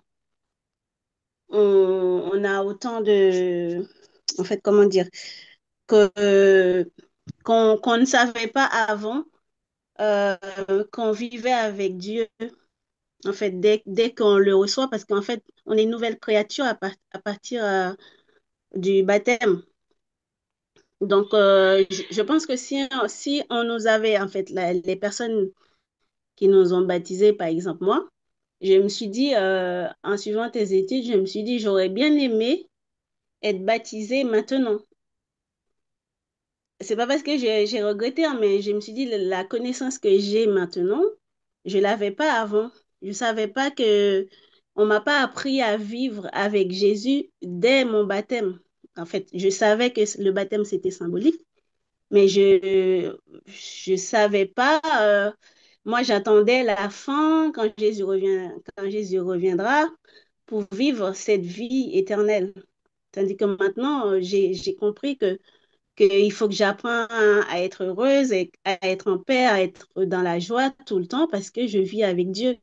Mais du coup, c'est pour ça que je me suis posé la question, est-ce que c'est pas une mauvaise connaissance sur le baptême qui fait qu'on a cet esprit futuriste de dire d'attendre que Jésus revienne pour vivre cette espérance? Voilà. Tu as raison, Hamid. Tu as parfaitement raison. L'ennemi s'est joué dans un sens pour nous pousser à croire que la relation avec le Christ, et Alain l'a souligné lorsqu'il a parlé de la vie en esprit, les gens on a mis ça après. La question que tu soulignes nous permet de comprendre que le baptême, en fait, est un acte où tu vis ta relation avec Dieu dès l'instant là. Je vais vous donner quelques passages, parce que quand je vais évoquer les différentes résurrections, je vous donne quelques idées. Ami, tu as ta Bible avec toi? Oui, Va dans Colossiens 2:12 d'abord. ok. Prenez bien note de ce que nous sommes en train de dire là. Parce que c'est important pour ceux qui aspirent à se baptiser ou qui ont été baptisés. Vous devez maintenant prendre en considération ce que moi-même, je n'avais pas vu, cette implication. Alors, Colossiens, 2:12. allez, je cherche.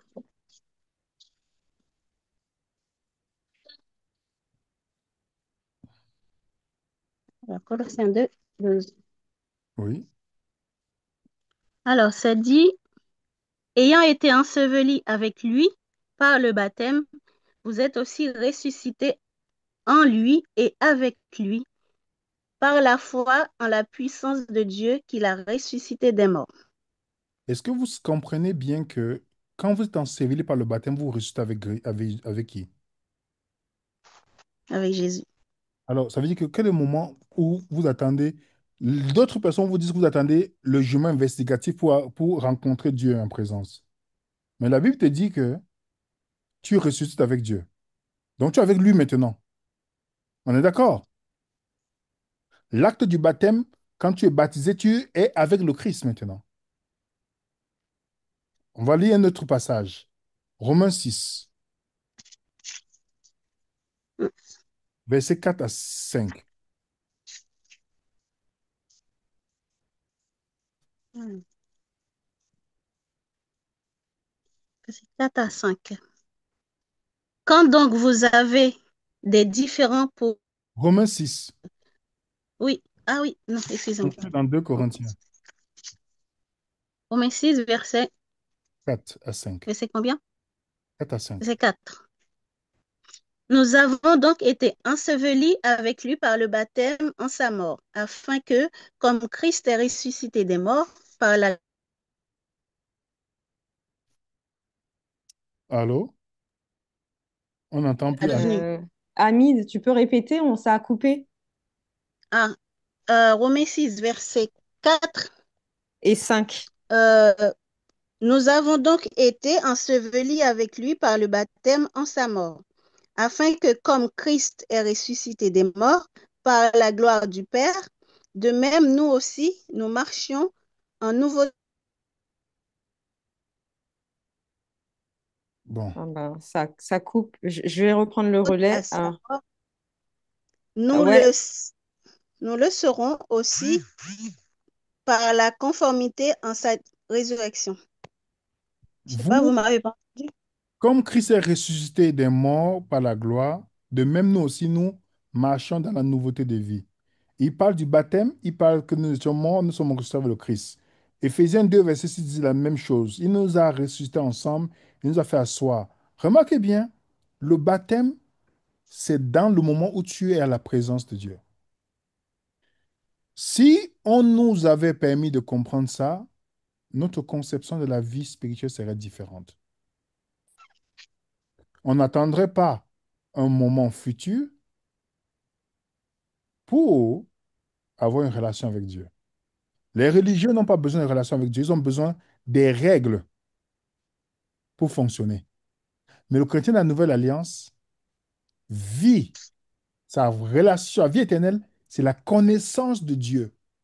Dieu n'est plus, il a accès. On dit approchez-vous devant le trône de Dieu de grâce avec assurance. Donc tu as accès par le Christ. Tu as accès à Dieu par le Christ. C'est pourquoi il est fondamental pour vous et moi de comprendre que quand tu t'es baptisé, tu as accepté le Christ, tu es ressuscité avec le Christ, tu vis avec lui. Tu vis avec lui par la foi, même si tu es dans la chair, dans ta chair physique, par la foi, tu es dans la présence de Dieu. Et si on fait comprendre le baptême qu'on a dans les dénominations aujourd'hui, ce n'est pas le baptême. Je veux être honnête avec vous. Ce n'est pas le baptême. C'est juste l'adhésion à un club social. Parce qu'on vous fait étudier des normes de la dénomination, qui est une association en fait. Il n'y a aucune église en France, vous êtes baptisés en France, qui est enregistrée comme église. Elles sont enregistrées comme association. Donc, vous n'êtes pas différent d'un franc-maçon qui adhère à la franc-maçonnerie. On lui demande, est-ce que tu promets que tu vas faire ceci? Tu dis oui. Mais dans le christianisme, il n'y a pas de promesse que tu fais. Les associations, oui. Donc, ton baptême, c'est plutôt l'adhésion à l'association, mais pas le baptême dans le christianisme. Il y a une autre question, parce qu'il faut qu'on termine rapidement, ma sœur. Oui, il y en a plusieurs. Si j'ai bien compris, la résurrection est d'abord spirituelle et Jésus déclare que la vie éternelle est la connaissance de Dieu. Jean 17, verset 3. D'un point de vue intellectuel, j'ai bien compris l'étude de frère William. Cependant, comment parvenir à vivre dans cette réalité au quotidien? Merci pour la réponse. Nous ne marchons pas par la vue. C'est pas moi qui ai dit, dans Corinthiens 5, verset 7. Nous ne marchons pas la foi. La foi, c'est tous les jours. Il y a une chose qui est très intéressante quand tu lis Romains 1, verset 1 à 16, excuse-moi, Romains chapitre 1, verset 16 et 17. Alors, Regardez, écoutez bien ce que Géraldine va nous dire, ou va lire pour nous. redis-moi, Romains 1. Verset 16 et 17. Alors, car je n'ai point honte de l'évangile de Christ, puisque c'est la puissance de Dieu pour le salut de tous ceux qui croient, premièrement des Juifs et ensuite des Grecs. Car c'est dans cet évangile que la justice de Dieu est révélée de foi en foi, selon qu'il est écrit, le juste vivra par la foi. Remarquez bien, qu'est-ce qu'on dit ici de foi en foi? Ça veut dire que ta foi, chaque jour grandit, on est d'accord? Amen. De gloire en gloire, donc tu progresses tous les jours, on est d'accord? Mhm. C'est comme une croissance que le Christ, c'est sans le Jésus dit, sans moi, vous ne pouvez rien faire. Nous avons besoin de la collaboration avec le Christ et il va nous permettre, par le Saint-Esprit, de grandir tous les jours. C'est pourquoi le focus, les amis, regardez bien. Je vais vous donner un exemple que vous allez voir même dans les questions que nous posons. Lorsque Israël était dans le désert, dans Nombre chapitre 21, et qu'ils étaient mordus par le serpent, beaucoup regardaient leur corps, ce qui va arriver à leur corps physique. On est d'accord? Mhm. Qu'est-ce que Dieu a demandé qu'ils regardent? Le serpent des reins. Mais ils regardaient leur corps physique. Alors c'est normal que beaucoup sont morts, parce qu'ils étaient occupés par rapport à leur corps physique. Mhm. Au lieu de garder les regards fixés sur le symbole de Jésus qui était dans le désert.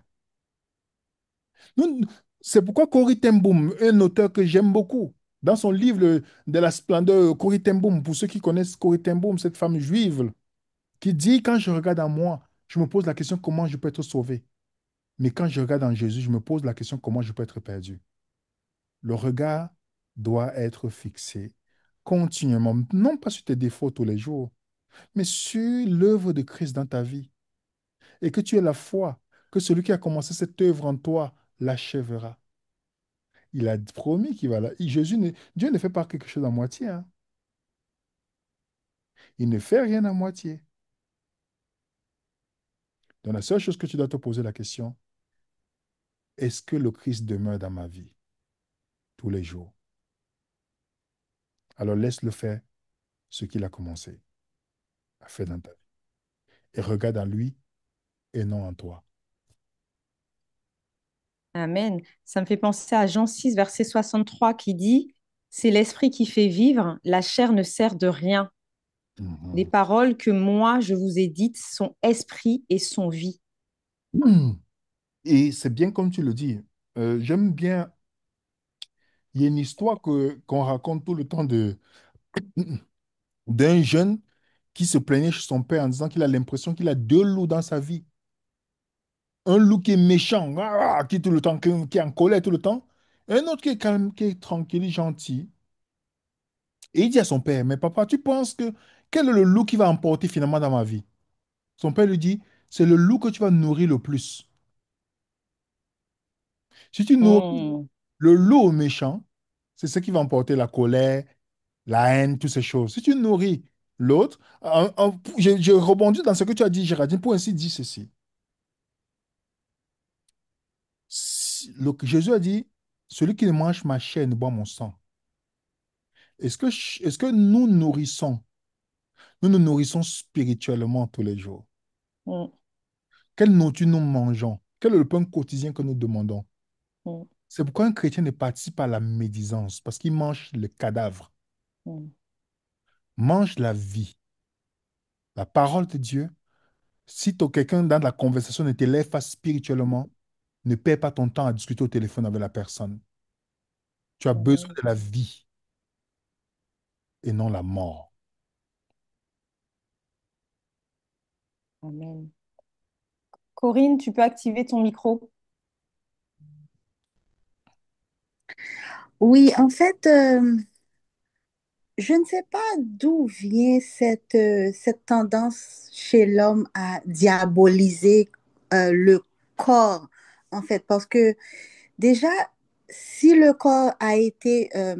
corps humain a été formé par Dieu, je pense que ce qui fait que le corps est mauvais, c'est juste le péché, parce qu'avant le péché, le corps de l'homme était parfait, était agréable.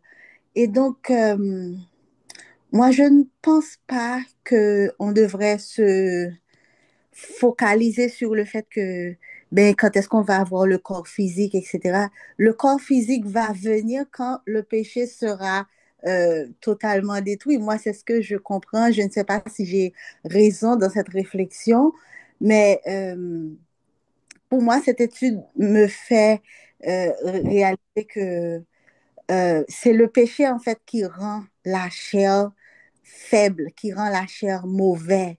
Parce que avant le péché, la chair était quelque chose d'agréable devant Dieu, je pense. Je sais pas si j'ai raison ou pas. Tu as tort. Ok. Dis-moi plus. Non, regardez bien.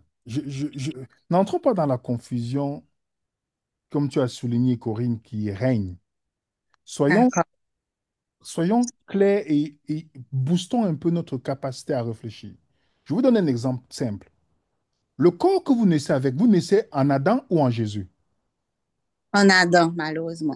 Alors, remarquez bien, c'est le corps fait de la main d'homme. On est d'accord? C'est un Oui, temple qui est fait de la main d'homme. On est d'accord? oui, Voilà. Si tu es d'accord, tu as ta Bible avec toi? oui. Va dans Acte 7, verset 48. Acte 7, 48.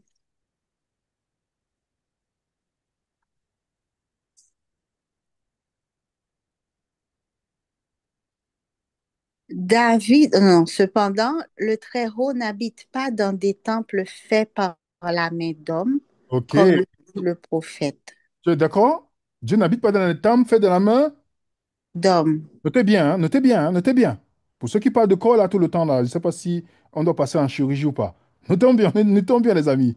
Acte 17, vas-y, Acte 17, verset 24. Acte 17, verset 24. Le Dieu qui a fait le monde et tout ce qui s'y trouve est le Seigneur du ciel et de la terre, et il n'habite pas dans des temples faits par la main de l'homme. Voilà. Est-ce que vous savez que votre premier temple là ne servira à rien? Maintenant, Oui, mais William, avant le péché, c'est Dieu qui a oui, mais on formé n'a pas pu l'homme par dans la le main de péché. Le péché est déjà venu. Quand tu nais dans le péché, Corinne. Avant le péché, Adam était sans péché. Maintenant, nous tous, on est dans le péché. On vient en Adam. On est d'accord, n'est-ce pas? Oui, je suis d'accord. Alors, ce qui fait que pourquoi on parle encore de corps sans péché? On est dans le péché, Corinne. Tu vois? Dans ce corps-ci, nous tous, nous naissons avec un corps fait de la main d'homme. On est d'accord? Oui, Avec l'intervention humaine de nos parents qui se mettent ensemble pour te faire. On est d'accord? oui, oui, je suis d'accord. Comment Isaac est né? Comment Ismaël est né? Isaac est né avec l'intervention de l'homme. Ismaël est né. Non, excusez-moi. Ismaël est né avec l'intervention de l'homme. On est d'accord?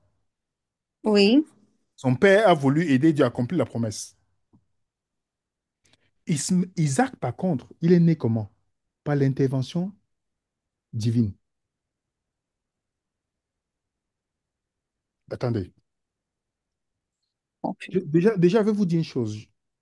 Quand vous me posez une question, c'est pas toi, Corinne, ne mettez jamais le mot confusion. Le confusion, c'est le diable. Je n'aime pas le mot je suis confus. Si vous êtes confus, on n'est pas ici pour ça. La seule chose que vous devez poser la question, posez la question simplement. La chose est simple.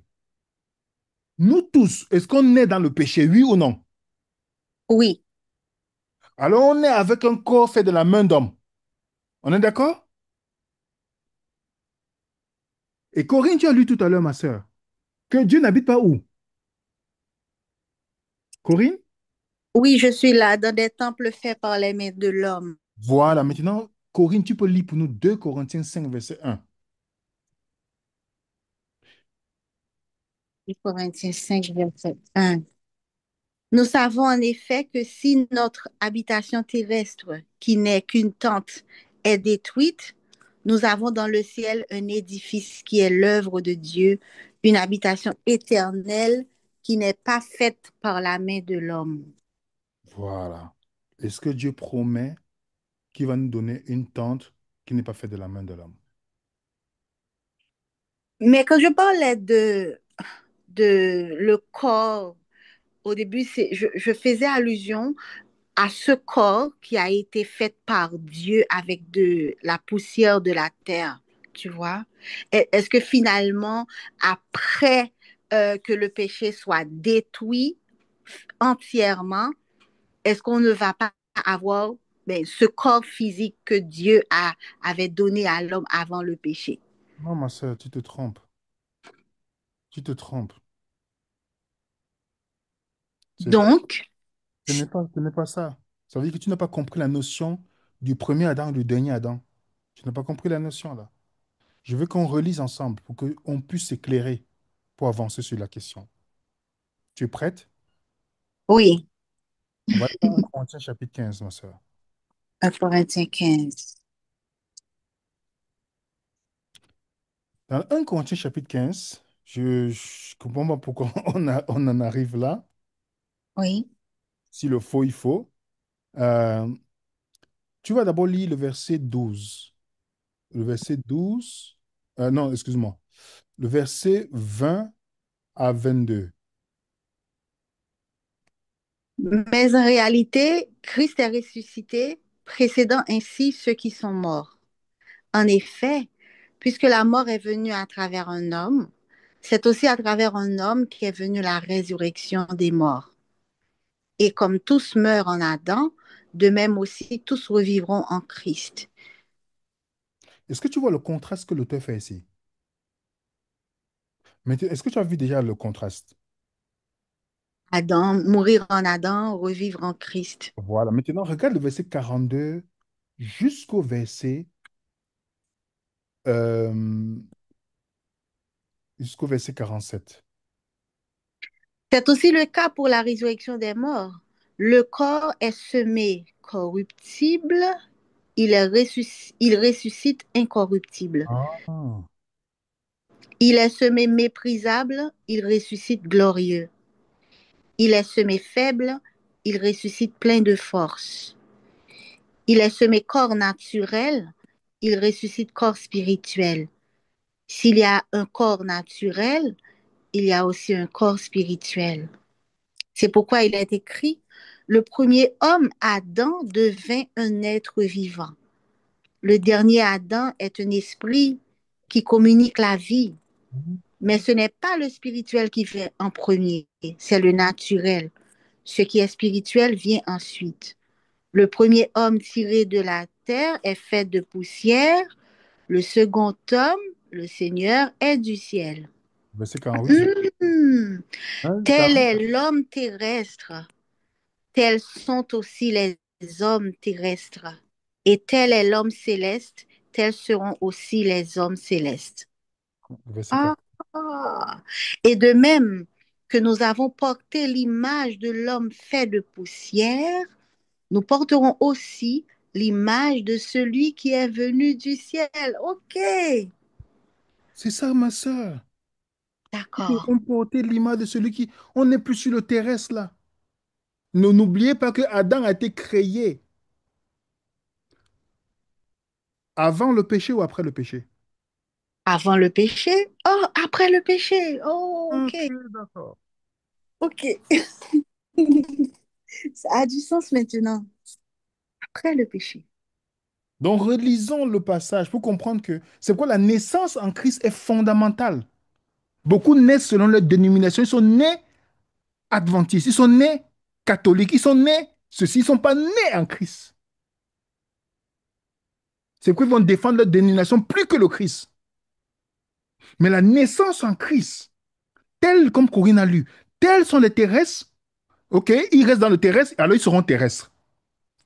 S'ils sont spirituels, ils seront spirituels. Voilà le contraste. Le premier Adam ou le dernier? Chacun choisit sa naissance. Mais dans la nouvelle naissance, tu es dans le temps, tu es un temple qui n'est pas fait de la main d'homme, par la foi en Christ. Que Dieu n'habite pas dans le temple fait de la main d'homme. C'est pourquoi la naissance, la nouvelle naissance est fondamentale, mes amis.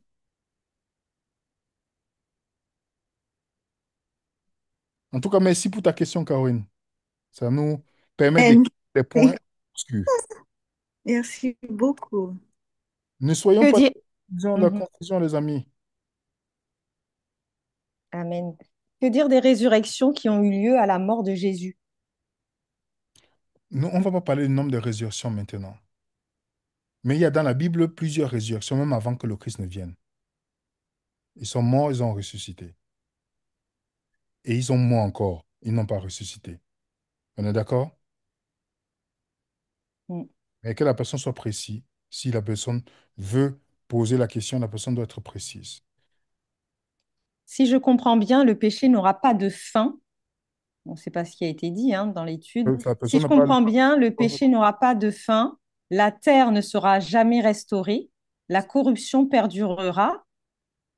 Dans cette optique, à quoi ça sert? Comment un Dieu qui, au départ, crée l'Éden pour donner le goût d'une vie en sa présence, capitule devant l'ennemi en lui laissant profiter sans fin du mal qu'il inflige à sa création? Du coup, Xiaomi, il n'y a pas de nom. Là, on n'est pas dans la bonne nouvelle. Hein. Là, je ne sais pas c'est quel évangile ça. Ça veut dire que la personne déjà a une conception totalement erronée de l'évangile et n'a rien compris. Excuse-moi, ce n'est pas une insulte, c'est un constat. Vu ce que vous dites, vous décrivez un autre Dieu ou un autre évangile. L'évangile est très simple. Le Christ est la bonne nouvelle. Celui qui est dans le Christ aujourd'hui vit dans la présence de Dieu par la foi. Et si vous avez un peu juste regardé un peu avec le recul, c'est Xiaoming, Xiaomi, ouais. Xiaomi, c'est le Xiaomi, téléphone. Ouais. voilà. Si vous avez pu regarder le recul, juste avec le recul Xiaomi, vous verrez très bien, pour ceux qui ont vu notre série de livres d'Apocalypse, que le monde est meilleur qu'autrefois. Je ne dis pas qu'il n'y a pas la mort qui existe, mais le chrétien de la Nouvelle Alliance vit différemment que la personne. Et on n'a jamais dit que Dieu va mettre la fin finale au mal. On n'a jamais dit ça. On n'a jamais dit ici. Pour ceux qui ont suivi notre livre d'Apocalypse, est-ce que Satan est déjà détruit? Totalement. Est-ce qu'il est à faire? Maintenant, si on veut retourner sur ce que Xiaomi a dit, c'est Xiaomi, je ne sais pas, c'est un Chinois qui nous parle. Excuse-moi s'il prononce mal ton nom, Xiaomi. C'est pas un nom, c'est la marque de téléphone Xiaomi. Ah oui, ok, moi je ne savais pas que ça existait. Bon, moi la marque de téléphone. Supposons que ce que vous dites c'est vrai et que Dieu doit détruire le mal aujourd'hui, il doit commencer par toi, Xiaomi. Parce que tu n'as jamais fait du mal à quelqu'un. La Bible te dit que Dieu use de patience pour que tout le monde puisse faire quoi? Se convertir, n'est-ce pas? Imagine que Dieu décide, je mets fin au mal aujourd'hui. Xiaomi, toi et moi, nous sommes cuits. On est perdus. Mais Dieu use de patience parce qu'il veut qu'un grand nombre puisse connaître. Je te conseille de suivre notre série sur Dieu en procès, Xiaomi, pour comprendre comment Dieu résout la question du mal. Il ne résout pas dans notre conception humaine. Parce qu'il y a beaucoup de personnes qui font du mal là, mais qui sont victimes de Satan et que Dieu veut aussi sauver. Comme toi aussi, il veut te sauver, Xiaomi. Une dernière question? Il y en a d'autres. Oui, on va accélérer. Alors, la déchéance physique ne m'effraie pas. Je suis au clair avec la relation avec Dieu. Je posais la question par rapport aux êtres chers qui sont avec Dieu, donc ceux qui sont déjà morts. Pourra-t-on les revoir ou devra-t-on attendre de mourir? De mourir, j'imagine, physiquement. Les Hmm. gens qui sont morts, est-ce qu'on pourra les revoir ou est-ce qu'on doit attendre de mourir, de mourir? C'est ce que... Moi, je ne peux pas dire on attend de mourir. Dieu connaît le moment où il met la fin en toute chose, de toute chose. Vous comprenez? Moi, je n'ai pas ce calendrier là entre mes mains. S'il décide que c'est demain, c'est celui qui a jugé dans sa sagesse, qui est plus grande que la mienne et dans sa connaissance infinie. Là, et puis peut-être en mettant fin, nous allons voir des personnes dont je ne connais pas la date, pour être honnête avec vous. Mais Dieu n'a pas dit que c'est quand vous allez mourir que vous allez voir vos proches qui sont morts. La preuve, est-ce que tu es sûr que ton proche qui est mort là, il est mort dans le Seigneur? Aïe, ouais, c'est surtout ça, hein. Ne sois pas pressé de voir quelqu'un. Est-ce que toi-même tu es dans le Seigneur? Peut-être vous allez vous voir ailleurs, pas dans le Seigneur. Tu vois? Donc, tout dépend. Parce Mm, que tout le monde, dès que quelqu'un meurt, les gens attendent que quelqu'un meure subitement. Les anges, on dit souvent du bien de la personne. C'est pourquoi si vous vivez sur la terre maintenant, vous voulez qu'on dise du bien de vous, mourrez. Vous allez voir.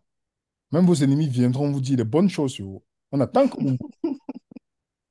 Donc, si vous attendez que vous voulez qu'on dise du bien de vous, mourrez.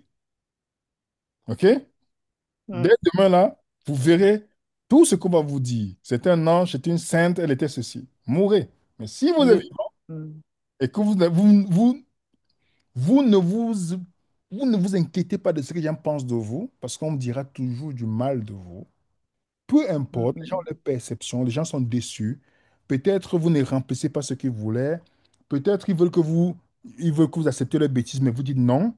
Alors ils vont vous voir comme la personne méchante. Voilà. En tout cas, nous sommes déjà habitués. Alors, le jour que j'entends qu'on dit du bien de moi, je vais vérifier si je suis vivant. Mm.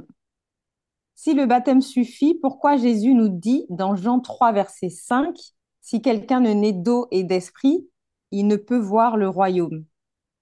Parce on peut nager avec le pasteur dans l'eau, mais on n'a pas compris pourquoi on nage.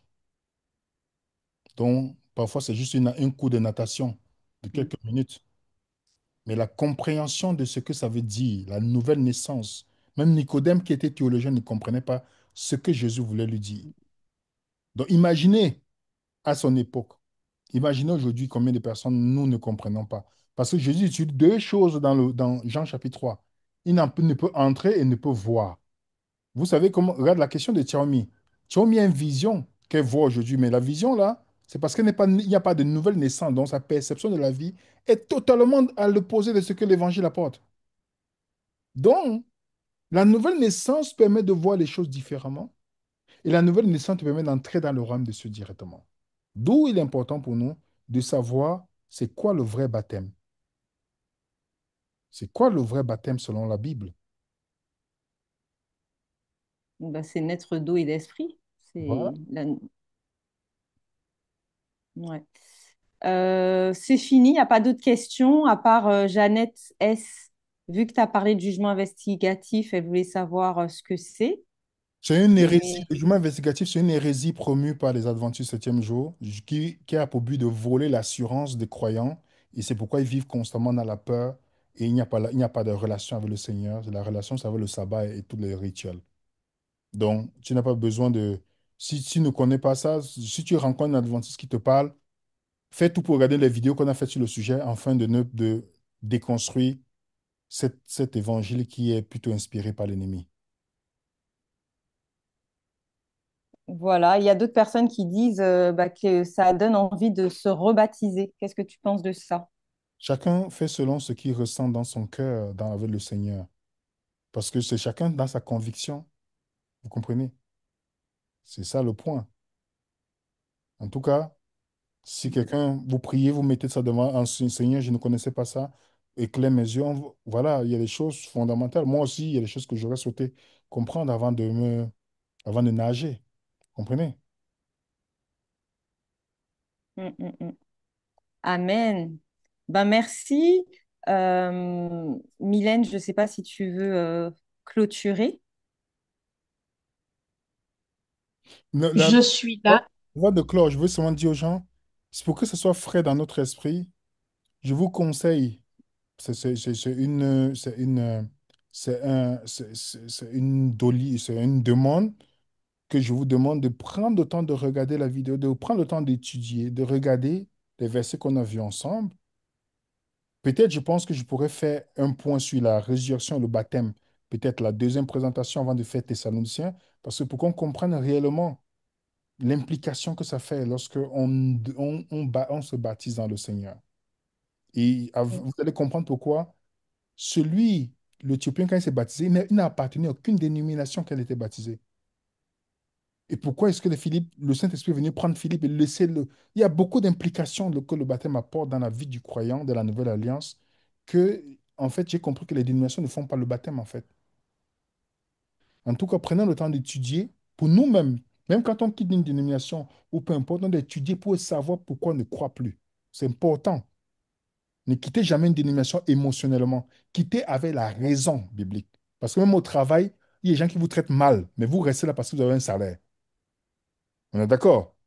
Donc ne quittez pas parce qu'on m'a brisé le cœur, on m'a brisé la tête, on m'a fait ceci. Ça, c'est les gens que je trouve qui sont fragiles. Un vrai croyant, il quitte quelque part parce qu'il a des vrais arguments solides. Parce que on peut être déçu partout où on part. Moi, je peux décevoir les gens. Géraldine peut décevoir des personnes. Mais ce qu'elle dit, je n'écoute pas, je ne vois pas ça, je ne suis pas parce qu'on m'a fait du mal là-bas, c'est que tu es fragile. Tu as besoin de partir à la garderie pour qu'on te forme, pour que tu sois un être humain solide. Mais quand on quitte une dénomination, on doit avoir les arguments solides et mettre les émotions de côté. C'est pourquoi il faut étudier, mes frères et sœurs. C'est une demande que je vous fais. Voilà, chacun est libre maintenant de voir s'il applique ou pas. Merci. Ah, Et- amen, merci. ok, très bien, très bonne conclusion. Ben, il reste plus qu'à passer à la prière alors avant de nous séparer. Donc, je vais prier. Ô Dieu véritable et tout-puissant qui vit dans les cieux, nous te remercions pour l'éclaircissement sur la vie et la résurrection que tu viens de nous donner. Nous savons maintenant qu'après avoir bien compris l'évangile de Jésus et les écrits des apôtres, après avoir été ensevelis dans l'eau du baptême et reçu l'Esprit de Dieu, nous vivons maintenant dans la nouvelle alliance et Jésus est pour nous la vie éternelle. Nous marchons en nouveauté de vie avec Jésus. Il n'y a plus de mort, donc pas besoin de résurrection. Amen. Gloire à Dieu. Permets-nous, Seigneur mon Dieu, avec l'aide de ton Esprit Saint, de réécouter cette étude, réécouter plusieurs fois s'il le faut, d'étudier soi-même afin de bien assimiler cela. Enlève en nous l'enseignement erroné que nous avons appris et mets en nous la vérité sur cette question. Que ta grâce et ta paix soient avec chacun de nous, que toutes tes bénédictions soient sur chacun de nous.